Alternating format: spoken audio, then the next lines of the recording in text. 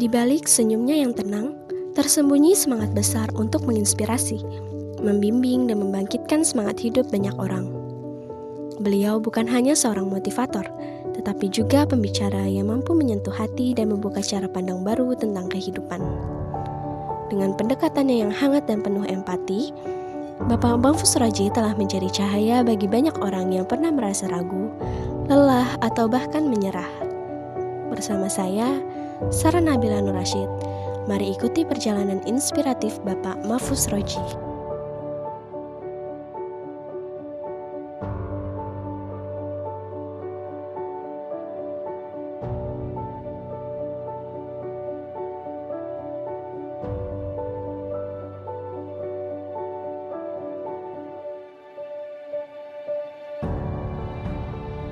Nama saya Mahfuz Roji, biasa dipanggil Oji atau Coach Oji. Saya sehari-hari sebagai seorang trainer dan motivator di bidang motivasi, di bidang hipnoterapi. Saya selain sebagai seorang trainer dan motivator, saya juga menekuni beberapa bidang. Yang pertama, saya menulis buku, dan sudah ada 3 buku yang saya tulis termasuk juga dengan tim. Dan diantaranya 1 buku sudah bestseller yang berjudul Grafologi. Selain sebagai seorang penulis buku dan sebagai seorang motivator, saya juga bekerja di dunia pendidikan, bimbingan belajar, training center yang banyak sedang dibutuhkan oleh para siswa, di antaranya anak-anak SMA, SMK yang mereka ingin melanjutkan ke jenjang perguruan tinggi negeri. Saya memilih karir sebagai seorang motivator ini sebagai dedikasi. Ya, mungkin banyak orang yang lain berkarya di bidang lain, ada guru, ada presiden, ada politikus, dan lain sebagainya profesi yang ada di dunia ini.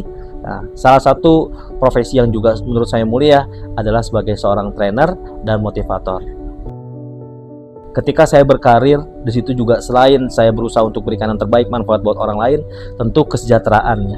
Jadi teman-teman yang sedang belajar public speaking, jadi seorang motivator adalah salah satu juga bagian dari profesi yang bisa dijalankan. Ayah saya menjadi inspirasi buat saya. Dia seorang guru dan dia juga seorang dai, seorang ustadz, seorang kiai. Almarhum ayah saya, dia banyak memberikan pelajaran tentang religi. Dan kenapa orang bersemangat? Karena salah satunya adalah alasan religi, keagamaan. Karena memberikan yang terbaik buat orang ini adalah sebagian dari amal ibadah. Biasanya di sekitar Jakarta, Bogor, Tangerang, Bekasi, Jabodetabek kita menyebutnya. Termasuk juga di luar itu ya, saya juga sering diundang di Aceh, Kalimantan, di Bali, dan di berbagai daerah lain di Indonesia. Tidak hanya di Indonesia, juga saya pernah menjadi pembicara di tingkat Asia, di Malaysia diantaranya. Segmennya apa aja yang saya memberikan motivasi? Pertama, di kalangan pelajar, dari mulai TK, SD, SMP, SMA, bahkan tingkat mahasiswa. Tidak hanya kalangan pelajar, di kalangan akademisi juga saya diminta untuk sharing tentang ilmu yang saya miliki, di antaranya para guru, ya, para dosen. Termasuk segmen yang lainnya, majlis taklim, kaum pengajian ibu-ibu, bapak-bapak, termasuk kalangan profesional di berbagai perusahaan di Indonesia. Kemampuan motivasi saya berkembang itu setelah kuliah sampai dengan semester 2. Ketika di semester 2 saya di kuliah, saya berkembang. Di antaranya saya sudah tidak gugup lagi ketika berbicara. Saya merasakan percaya diri yang lebih tinggi dari sebelumnya. Dan juga terbukti banyak lembaga yang mengundang saya untuk saya memberikan kegiatan motivasi.